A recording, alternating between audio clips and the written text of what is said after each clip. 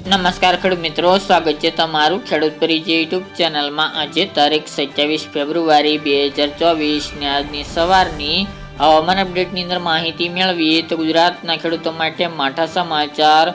March મહિનાના પ્રથમ સપ્તાહની અંદર ફરીવાર માવઠાના વરસાદને લઈને આગાહી। ફરી એક મોટું વેસ્ટર્ન ડિસ્ટર્બન્સ પસાર થતાં ગુજરાતમાં પડી શકે છે કમોસમી વરસાદ, તો તેની સંપૂર્ણ માહિતી મેળવીશું। સાથે જ આગામી ગુજરાતનું હવામાન કેવું જોવા મળશે, ઠંડી અને તાપમાનની પણ માહિતી આપણે આ વિડીયોની અંદર મેળવીશું। ચેનલમાં નવા હોય તો ચેનલને સબસ્ક્રાઇબ કરી દેજો અને વિડીયોને લાઈક આપીને તમામ ખેડૂત ભાઈઓને શેર કરી દેજો।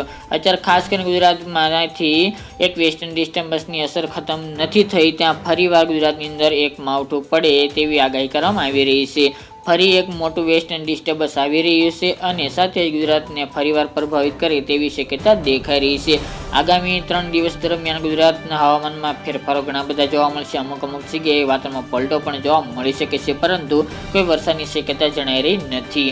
આ સાથે ફરીવાર ગુજરાતના હવામાનમાં પલટો આવે તેવા સંકેત જોવા મળી રહ્યા છે। 3 અને 4 માર્ચ દરમિયાન ફરીવાર એક મોટું વેસ્ટર્ન ડિસ્ટર્બન્સ પસાર થવાનું છે, જેની સીધી અસર ગુજરાતમાં જોવા મળશે। એ વેસ્ટર્ન ડિસ્ટર્બન્સને કારણે ઉત્તરના વિસ્તારો, કચ્છ વિસ્તાર અને પશ્ચિમ સૌરાષ્ટ્રના વિસ્તારની અંદર માવઠાનો કમોસમી વરસાદ નોંધાય તેવી શક્યતા ઊભી જોવા મળી રહી છે। ખાસ કરીને આ રીતે ગુજરાતનું હવામાન ફરીવાર બદલાશે 5, 6 અને 7 માર્ચ દરમિયાન તેવી શક્યતા રહેલી છે। ઉત્તર ભારતના વિસ્તારની અંદર વરસાદને લઈને આગાહી કરવામાં આવી છે। સાથે જ અરબી સમુદ્રમાં એક ટ્રફ સર્જાશે, જેના કારણે તેનો ભેજ ગુજરાત સુધી આવશે, જેમાં કચ્છ, પશ્ચિમ સૌરાષ્ટ્ર અને ઉત્તર ગુજરાતના સાબરકાંઠા, બનાસકાંઠા, પાટણ, મહેસાણા એટલા વિસ્તારની અંદર વાતાવરણમાં પલટો રહેશે અને અમુક જગ્યાએ વરસાદી ઝાપટા પડી શકે છે। કચ્છના તમામ વિસ્તારોની અંદર વરસાદની સંભાવના છે।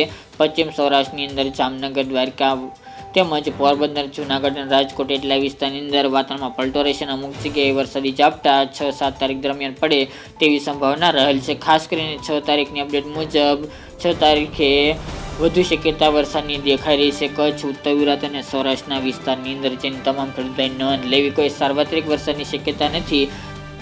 બાકીના વિસ્તારનું વાતાવરણમાં અમુક પલટો જોવા મળે તેવી શક્યતા છે, બાકી વાતાવરણ ચોખ્ખું રહેવાની સંભાવના દેખાઈ રહી છે। આ વેસ્ટર્ન ડિસ્ટર્બન્સ બહોળું છે, જેના કારણે વધુ શક્યતા ઉત્તર ગુજરાત અને કચ્છના વિસ્તારોની અંદર હાલની અપડેટ મુજબ જાણવા મળી રહી છે, એટલે તમામ ખેડૂતોએ નોંધ લેવી। અને ખાસ કરીને મિત્રો, આ માવઠાનો વરસાદ પણ ચોક્કસપણે થવાનો છે, પરંતુ સાર્વત્રિક નહીં, અમુક જગ્યાએ વરસાદ પડે અને અમુક જગ્યાએ નહીં પડે એવી શક્યતા વરસાદની સંભાવના દેખાઈ રહી છે। રાજસ્થાન લાગુ બોર્ડર વિસ્તાર પણ તેનો સમાવેશ જોવા મળી રહ્યો છે। તે ઉપરાંત મિત્રો વાત કરીએ તો આ માવઠા સાથે ગુજરાતમાં અત્યારે ઠંડી જોવા મળતી હતી, તેમાં હવે ધીરે ધીરે ઘટાડો જોવા મળશે। રાત્રિનું તાપમાન પણ હવે ધીરે ધીરે 20 ડિગ્રી કરતાં પણ ઉપર જવાની શક્યતા છે। સાથે જ દિવસ દરમિયાન તાપમાન ધીરે ધીરે 1-2 ડિગ્રી વધી રહ્યું છે। આજે પણ મોટાભાગના વિસ્તારો, જેમાં સૌરાષ્ટ્ર અને દક્ષિણ ગુજરાતનું તાપમાન ખાસ કરીને 30 થી લઈને 35-36 ડિગ્રી સેલ્સિયસ સુધી જવાની સંભાવના છે। અમુક જગ્યાએ જ્યારે અન્ય વિસ્તારની અંદર 33, 34, 35 એવી રીતે તાપમાન રહી શકે છે। જ્યારે કચ્છમાં 30 થી 32 ડિગ્રી વચ્ચે તાપમાન જોવા મળશે। ઉત્તર ગુજરાતની અંદર 30 થી 33 ડિગ્રી, જેમાં સાબરકાંઠા, બનાસકાંઠા, પાટણ, મહેસાણા, અરવલ્લીનો સમાવેશ છે। અમદાવાદ, મધ્ય ગુજરાતના તમામ જિલ્લા, ગાંધીનગર, ખેડા, દાહોદ, ગોધરા, વડોદરા, પંચમહાલ જે પૂર્વ ગુજરાતના વિસ્તાર છે, એમાં પણ 30 થી 34, 35 ડિગ્રી તાપમાન અમદાવાદ જેવા વિસ્તારની અંદર નોંધાય તેવી સંભાવના રહેલી છે। દક્ષિણ ગુજરાતમાં 30 થી 37 ડિગ્રી વચ્ચે તાપમાન જોવા મળે તેવી સંભાવના હાલની અપડેટ મુજબ જાણવા મળી રહી છે। જ્યારે રાત્રિનું તાપમાન મિત્રો અત્યારે નોર્મલ કરતાં ધીરે ધીરે ઉપર જવા મળ્યું છે અને આગામી દિવસો દરમિયાન, એટલે કે 1-2 દિવસ દરમિયાન ધીરે ધીરે રાત્રિનું તાપમાન પણ 25 ડિગ્રી ઉપર જવા પામે તેવી સંભાવના રહેલ છે। આવનાર દિવસોની અંદર એક વેસ્ટર્ન ડિસ્ટર્બન્સ આવી રહી છે, ત્યારે ફરીવાર તાપમાનમાં ઘટાડો થાય તેવા સંજોગ પણ જોવા મળી રહ્યા છે, પરંતુ તેની અપડેટ આપણે આવનાર દિવસોમાં જણાવીશું।